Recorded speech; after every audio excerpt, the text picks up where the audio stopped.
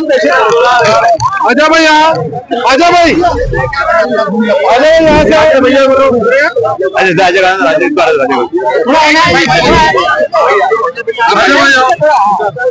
थोड़ा नीचे करो तुम लोग, तुम भी नीचे करो। क्या चल है खामोशी रखो भाई, जरा खामोशी रखो।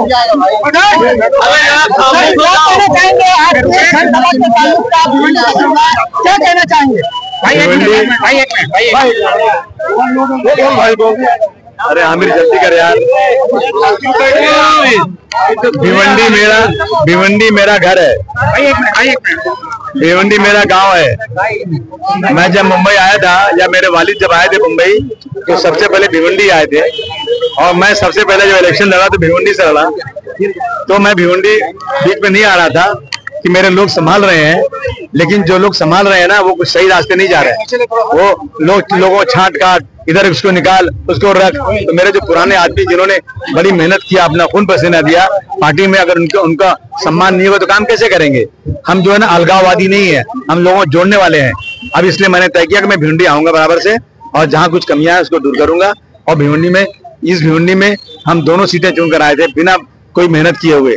हम इस भिवंडी 17 नगर से बिना मेहनत के चुन कर आए थे। तो अब तो हमारी पार्टी बड़ी हो गई है, अब तो और चुन कराएंगे इंशाल्लाह। भिवंडी में हमें काम करना है। आमदार साहब नहीं आए, उन्होंने कहा कि मैं बहुत बिजी हूँ। अब उनकी मर्जी, उनसे पूछिए क्यों नहीं आते। क्या भाई आपके भाषण में 30 नजर आ रही थी। आपकी जो शेरो शायरी थी, एक इशारा कर रही थी, तो इशारा क्या था कहेंगे आप? इशारा समझ गया आप? अब समझ चुके आप, फिर क्यों पूछ रहे हैं आप? कुछ बातें होती है ना कि जरा बंद बात बोलनी पड़ती है। अगर समझे तो नहीं, राजगुरा रहने दीजिए। लेकिन ऐसा है ना कि पार्टी में ठीक नहीं चल रहा है। पार्टी किसी की मोनोपोली नहीं है। पार्टी सैकड़ों हजारों आदमियों का नाम होता है। पार्टी में कोई एक आदमी डिसीजन नहीं लेता है। पार्टी का प्रोटोकॉल ये कहता है कि संगठन बड़ा है, अबू आसिम छोटे हैं, एमएलए छोटा है, एमपी छोटा है, मंत्री छोटा है, संगठन बड़ा है।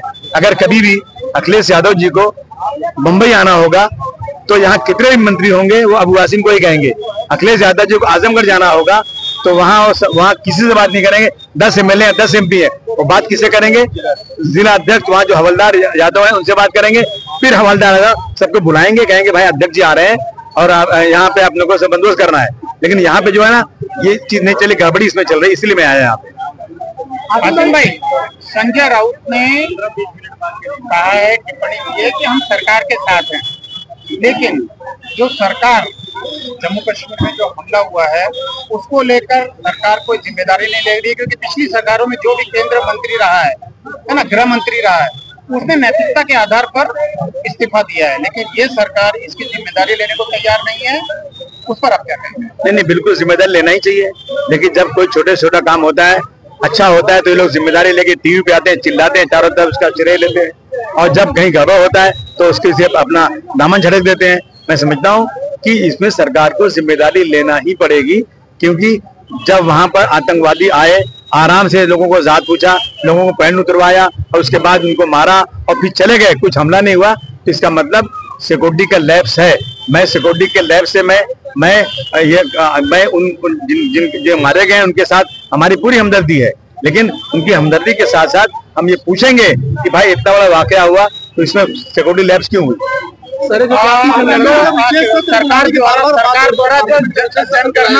सरकार नहीं तैयार होगी, इस पे क्या कहेंगे आप? नहीं, बुलानी चाहिए ना, बहस करना चाहिए। सरकार क्यों मुंह क्यों छुपा रही है? सरकार आगे जवाब दे कि भाई इसमें सिक्योरिटी लैप्स नहीं है, हमारी गलती नहीं है, सरकार पूरा काम कर रही, बताए तो सरकार आगे ना।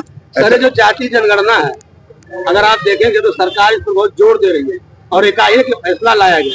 लोगों का कहना था कि इस्लाम में जातियों का एक तरह से देखा जाए तो वजूद नहीं है, लेकिन क्या सरकार जातियों में बांटना चाहती है?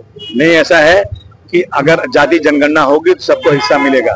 हमारा पुराना नारा है कि जितनी संख्या भारी उतनी उसकी हिस्सेदारी। अगर हम इस मुल्क में 14% है, 15% है, तो 14-15% मुझे हर चीज में मिलना चाहिए। दलित पे 14-15-20% है, जितना भी उसको उतना मिलना चाहिए। ये नहीं मिल रहा है तो सामने खुल के आना चाहिए कि कुछ जातियों के साथ बहुत ज्यादा भेदभाव हो रहा है।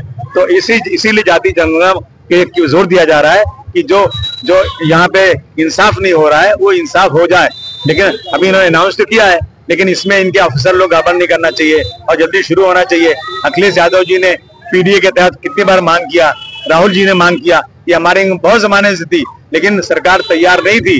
अब क्यों तैयार हो गई सरकार समझे, लेकिन हमें खुशी है कि तैयार हुई है और ईमानदारी के साथ जातीय जनगणना होगी तो इसमें समाज के दबे पिछड़ों को फायदा मिलेगा। मोहन भागवत जी मिले थे, मोहन भागवत जी आए, उनके ठीक बाद घोषणा की गई कि हम जातीय जनगणना करवाएंगे, तो इसमें क्या उनका कोई रोल था? नहीं, मुझे नहीं मालूम क्या रोल है क्या रोल नहीं, लेकिन मैं इसका स्वागत करता हूँ और ये उम्मीद करता हूँ कि इसमें कोई गड़बड़ी ना होने पाए। जातीय जनगणना शुरू की गई है, लेकिन महिला सुरक्षा कानून को लेकर सरकार बैकफुट पर दिख रही है, उस पर आप क्या कहेंगे? सुरक्षा तो है ही नहीं, किधर सुरक्षा है?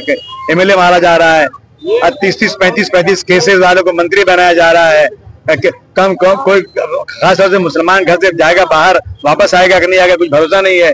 दाढ़ी कुर्ता वाले ट्रेन में सफर करने से डर रहे हैं। आज मैं कहीं जा रहा हूँ ट्रेन में तो मुझे सब कह रहे हैं आसिम भाई 20 आदमियों के साथ जाइए, कुछ भी हो सकता है। ये आज आम आदमियों के दिलो दिमाग में है, फिर औरतों को तो और भी तकलीफ बेचारियों को है। उनका बुर्का देख करके इसी बंबई के अंदर सांता क्रूज में एक औरत का बुर्का पकड़ के कहा तुम जय सिया राम कहो, नहीं कहोगे तो पाकिस्तान भेज देंगे। इनके बाप का हिंदुस्तान है, उनके साथ कोई कार्रवाई नहीं हो रही।